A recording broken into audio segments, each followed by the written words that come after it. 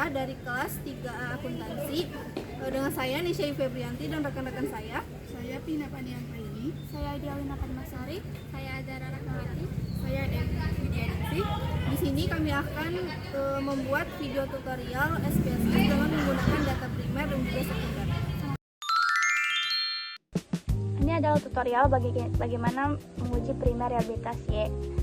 Pertama, kita jangan lupa membuka program SPSS di komputer.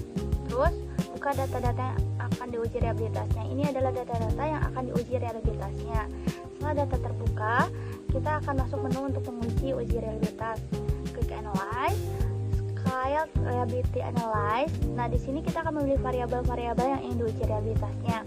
Terus pilih semua item atau variabel yang termasuk dalam skala yang ingin diuji. Setelah itu bisa klik satu persatu, lalu klik tombol panah ke kanan agar masuk ke kotak item.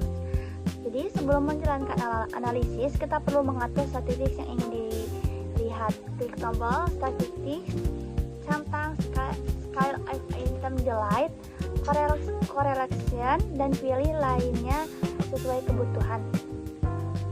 Ini akan membantu kita memahami seberapa konsisten item-item di dalam skala. Setelah pengaturan selesai, klik OK untuk menjalankan uji rehabilitasnya. Terus tunggu sesaat. Nah, ini adalah output yang muncul di jendela SPSS Output Viewer. Di output SPSS yang paling penting adalah melihat nilai Cron-Based Alpha. Cron-Based Alpha menunjukkan sejauh mana item-item dalam sebuah skala memiliki konsistensi internal. Jika nilainya lebih dari 0,70 biasanya dianggap reliable. Namun interpretasi bisa disesuaikan dengan teori dan konteks penelitiannya.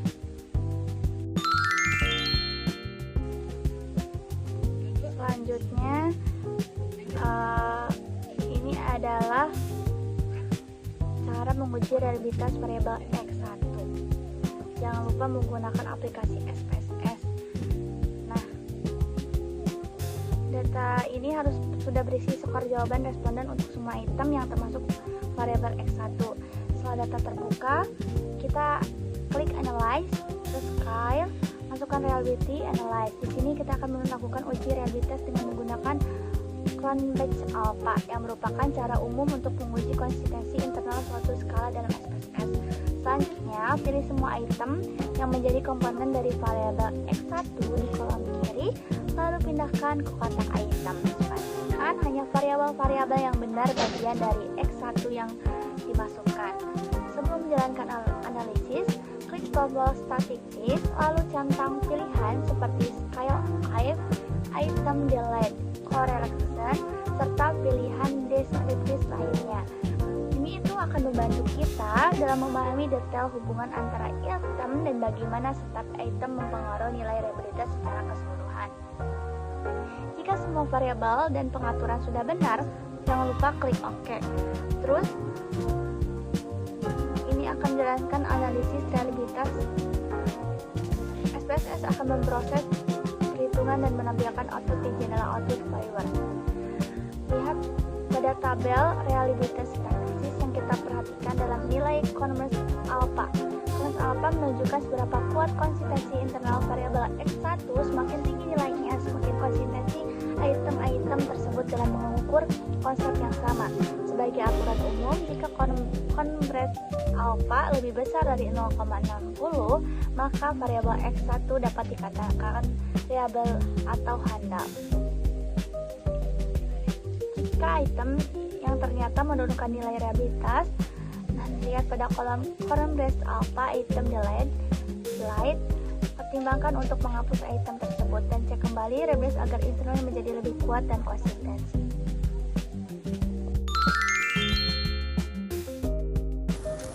Nah, ini adalah selanjutnya bagaimana menguji reliabilitas variabel X2 menggunakan SPSS.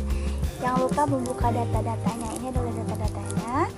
Setelah melakukan uji reliabilitas, kita akan masuk ke menu Analyze, klik Scale, terus kita Reliability Analyze. Di sini kita akan menggunakan Cron-Based Alpha sebagai metode untuk melihat konsistensi internal item-item dalam variabel X2.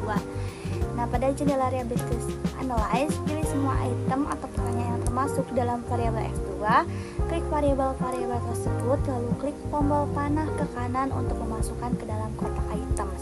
Sebelum menjalankan analyze, kita klik tombol statistics dan centang beberapa pilihan seperti scale item, delete, correlation, serta deskriptif lainnya yang dianggap perlu. Ini untuk membantu bagaimana memahami hubungan antara item dalam variabel X2. Setelah semua variabel terpilih dan pengaturan selesai, klik OK. SPSS akan memproses datanya. Ini adalah output hasil analisis di jendela output viewer. Kita akan melihat laporan database di sana. Di output fokus utama adalah melihat nilai contrast alpha di tabel reliability statistics. Nilai ini menunjukkan tingkat konsistensi internal item-item dalam variabel X2. Secara umum, semakin tinggi nilainya, semakin baik reliabilitasnya. Biasanya nilai contrast alpha lebih dari 0,60 atau 0,70 dianggap reliable tergantung acuan penelitian. Nah, selain itu, lihat juga tabel item total statistics. Bagian ini menunjukkan nilai contrast alpha item delete, yaitu nilai alpha jika salah satu item dihapus. Jika ada item yang justru meningkatkan nilai reliability, kita akan dihapus. Ini untuk mempertimbangkan untuk mengevaluasi kembali item-item tersebut.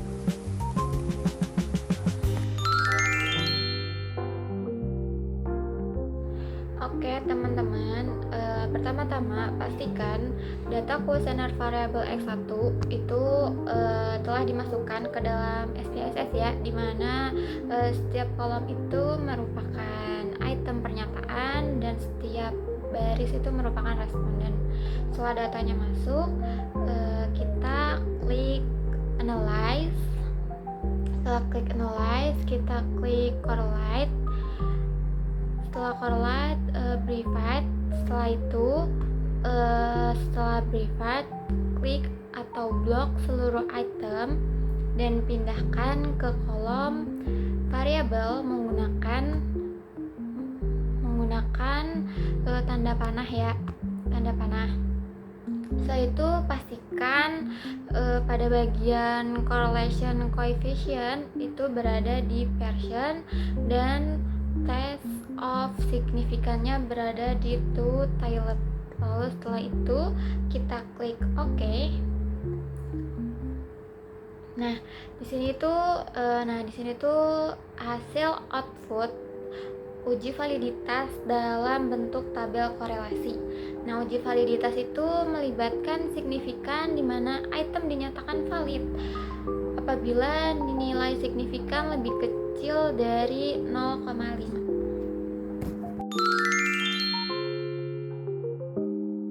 Oke teman-teman, selanjutnya yaitu variabel X2. Pastikan data kuesioner variabel X2 telah dimasukkan ke dalam SPSS sesuai dengan item pernyataan. Setelah itu kita cari analyze, lalu cari correlate dan klik bivariate. Setelah itu blok item dan pindahkan ke kolom variabel menggunakan tombol panah. Nah, seperti X1, variabel X1, pastikan correlation coefficient-nya itu berada di version dan test of signifikannya itu berada di to tilde. Lalu kita bisa klik OK. Nah, ini tuh hasil output uji validitas X2 dalam bentuk variabel korelasi. Berdasarkan hasilnya, seluruh item variabel X2 ini memenuhi kriteria validitas ya teman-teman, sehingga instrumennya itu dinyatakan valid. Oke teman-teman, selanjutnya kita akan uji variabel Y. Pastikan data kuesionernya itu telah dimasukkan ke dalam SPSS ya, sesuai dengan item pernyataan. Setelah itu kita bisa klik analyze teman-teman. Selanjutnya klik correlate dan pilih bivariate, lalu blok seluruh item dan pindahkan ke kolom variabel menggunakan tombol panah. Setelah itu pastikan correlation coefficient-nya ini berada di percent dan test of significance-nya itu berada di to pilot ya. Lalu setelah itu kita bisa klik OK, dan inilah hasil dari variabel Y1 ya. Karena seluruh item memiliki korelasi yang sesuai dengan ketentuan, maka instrumen variabel Y dinyatakan valid dan layak digunakan ya teman-teman.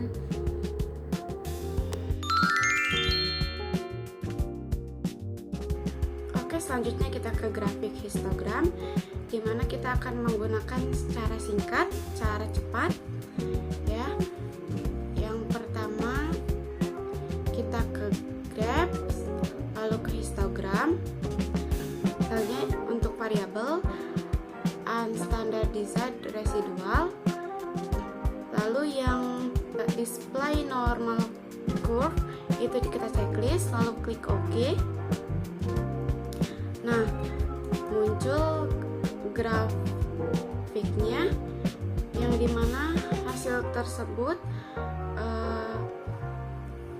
menunjukkan bahwa grafik histogram berbentuk seperti lonceng dan memiliki kecembungan di tengah dan tidak miring ke kanan maupun ke kiri, sehingga mengindikasikan bahwa residual data tersebut telah berdistribusi secara normal.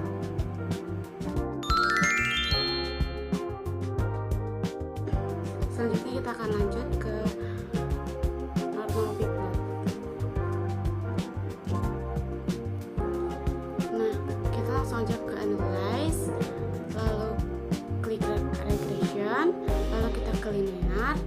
Setelah linear kita klik yang plot, lalu kita yang normal probability plot kita checklist, lalu klik continue, lalu klik OK. Nah, di sini ada output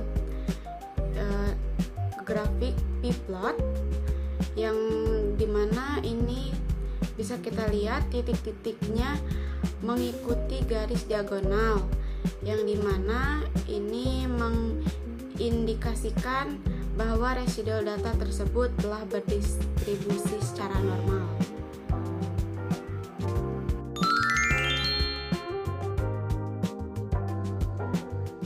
Ini adalah tutorial bagaimana kita menguji analisis deskriptif.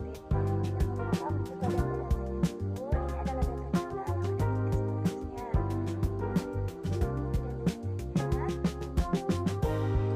Setelah itu, pencet deskriptif estimatis, pencet lagi deskriptif, terus di blok semua ini. Nah, pindahkan ke variabel, setelah itu pencet terus pencet min, setelah terus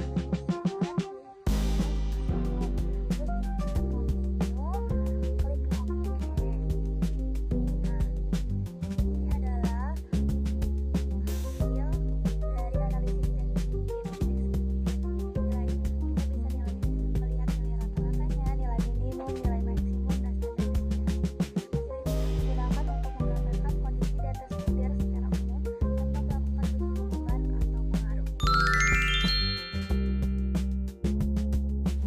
Selanjutnya kita akan melakukan uji normalitas. Nah, ini sudah ada datanya. Pertama-tama klik Analyze. Pilih Regression, klik Linear. Masukkan variabel Y ke Dependent, variabel X ke Independent. Lalu setelah itu klik Save. Checklist Understaged pada residual. Terus klik continue, setelah itu OK. Setelah itu abaikan output, kembali ke data, klik analyze lagi, pilih non-parametric test, klik one sample KS. Lalu setelah itu masukkan data res 1 ke tes variable list. Klik OK. Lalu lihat output. Nah, di sini sudah dilakukan uji Kolmogorov-Smirnov. Nah, berdasarkan tabel Kolmogorov-Smirnov ini,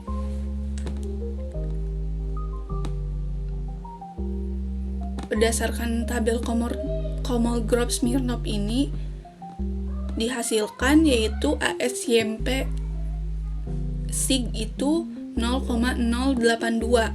Nah, sedangkan kriteria pengujiannya itu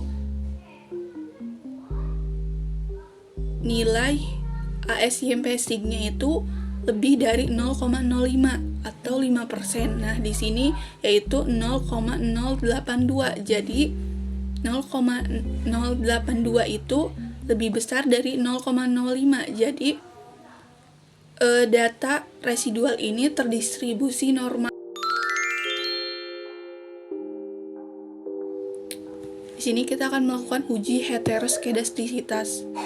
Pertama-tama pilih transform, klik compute variable, ketik ABS res. Pada target variable, pilih AL. Pada Punchtion group, pilih ABS. Lalu setelah itu masukkan ke numeric expression. Lalu setelah itu pilih variabel AB understand res 1, masukkan ke numeric expression.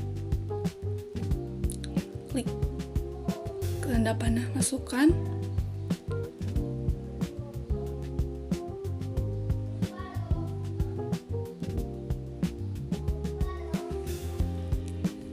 Lalu setelah itu klik OK.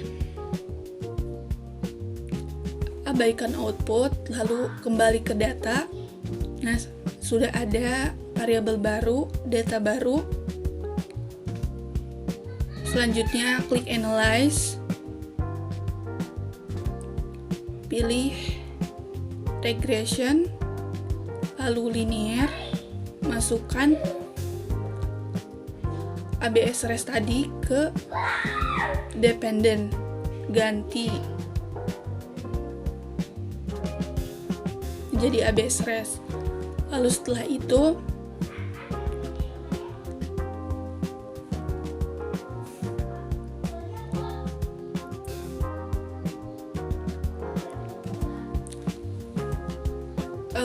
itu klik plots. Masukkan trace ke Y dan spread ke X. Setelah semuanya dimasukkan, klik continue, klik OK. Nah, lihat output. Nah, di sini sudah ada diagram scatter plot ini. Bisa kita lihat bahwa titik-titiknya menyebar. Jadi, dapat disimpulkan bahwa tidak terjadi heteroskedastisitas pada model regresi ini. Untuk uji multikolinearitas dan uji autokorelasi itu langkah-langkahnya hampir sama, hanya saja di bagian database-nya itu dicentang, yaitu untuk menganalisis uji autokorelasi. Baiklah, langsung saja ke tutorialnya. Yang pertama klik Analyze, lalu ke Regression, lalu klik Linear. Setelah itu pindahkan variabel dependent dan juga independennya. Lalu setelah itu klik Statistik, lalu centang di bagian Collinearity Diagnostic dan juga di bagian residual itu Darwin Watson-nya dicentang untuk autokorelasinya. Lalu setelah itu klik Continue. Setelah Continue, klik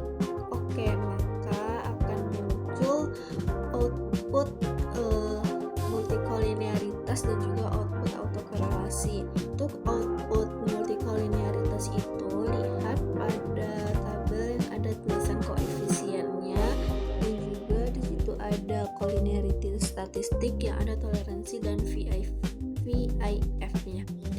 Nah, berdasarkan hasil uji multikolinearitas di atas, perputaran piutang memiliki VIF yaitu 1,155 kurang dari 10 dan hasil perhitungan nilai toleransinya itu 0,85.